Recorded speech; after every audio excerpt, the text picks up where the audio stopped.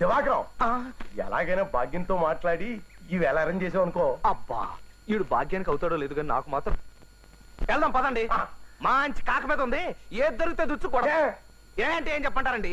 భాగ్యం 3 రోజులు ఇంట్లో రాకూడదు. అబ్బా ఈ లేడీ సరిగ్గా టైం చూసుకొని ట్రబుల్ ఇచ్చేస్తుంటారయ్యా. నాలాంటి అమర ప్రేమకుడికి ఎంత అడ్డు. ఇదిగో చిన్నారారు, బంగారం లాంటి 2 పెళ్ళాలు ఇంట్లో ఉండగా మళ్ళీ ఆ భాగ్యం గోలు ఎందుకండి మీకు? వాళ్ళు ఉండిపోయారే బాబు. భాగ్యంతో మా మ్యారేజ్ అయిపోయాక మా పెద్దదాని గ్యాస్ స్టవ్ లీక్ చేసి నిప్పట్టించి చంపేస్తాను. మా రెండో దానికి కూల్ డ్రింక్లు అంటే ఇష్టం కదా. థమ్స్ అప్ లో 4 మంది కలిపి తాగించేసి ఇద్దరిని వదిలించేసుకుంటాను. మీరు వదిలించేసుకుంటారు బానే ఉందండి. మరి ఆ భాగ్యానికి ఎంత కష్టం? 2 మొగుళ్ళతోటి ఓ సంటి కుర్రాడితోటి గుట్టుగా కాపురం చేసుకుంటుంది కదా.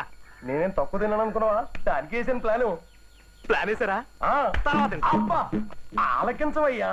ఇదిగో మా రైల్వేలో 4 వస్తాదులు లాంటి గ్యాంగ్ మేల్ని సెటప్ చేశాను. టైం చూసుకుని ఆ రామ్మూర్తి గారిని మర్డర్ చేయించేద్దాం.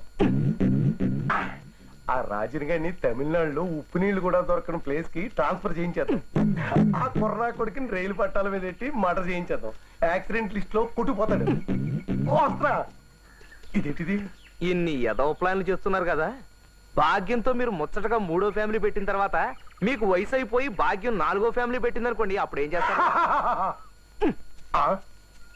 దానికి వేసిన ఐడియా.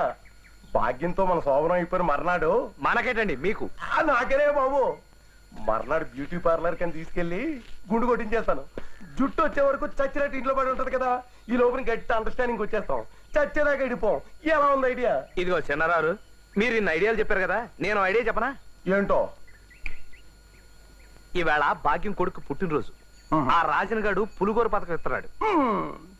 మరి గ్లాస్కో జాకెట్ వేసుకున్న భాగ్యం తెల్లని మెడ మీద దగదగలాడిపోతూ మనం కూడా ఏదైతే ఎలా ఉంటుంది? బ్యూటిఫుల్ గా ఉంటుంది. ఉంటదా? అయితే చేయనిద్దామా? అమ్మో గుండులేంటి కలుక్కుమంటుంది. దివాకరం, మీరు ఏదో మాట్లాడుకుంటే వచ్చారట కదా, ఆ భాగ్యం పిలుస్తోంది. ఆ విషయమే కదా మాట్లాడుతున్నాం. ఏమంటారు? మరే బంగారం లాంటి ఛాన్స్ తప్పదంట. లేకపోతే మరి ఆ రాజన్ గారు ఓకే ఓకే అందాకే ఉంచండి.